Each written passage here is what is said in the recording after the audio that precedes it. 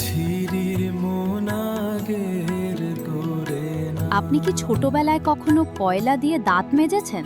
570 সাবান কিংবা লাইফ বয় সাবান দিয়ে চুল ধুয়েছেন? মুখে তিব্বত স্নো বা ট্যালকম পাউডার মেখেছেন? মাথার চুলে সরিষার তেল দিয়েছেন? বল পেন দিয়ে কান চুলকেছেন? আর টিউবওয়েলের তলায় বসে স্নান করেছেন? স্পঞ্জের স্যান্ডেলের ফিতা লাম্পের আলোয় গলিয়ে জোড়া দিয়েছেন? টিকিট ব্ল্যাকারের কাছ থেকে উচ্চ মূল্যের টিকিট কিনে সিনেমা দেখেছেন? ছোটবেলায় মুচির কাছে ফুটবল নিয়ে গিয়ে রাবারের লিক সারিয়েছেন? স্কুল ছুটির পর ফুটবল খেলেছেন?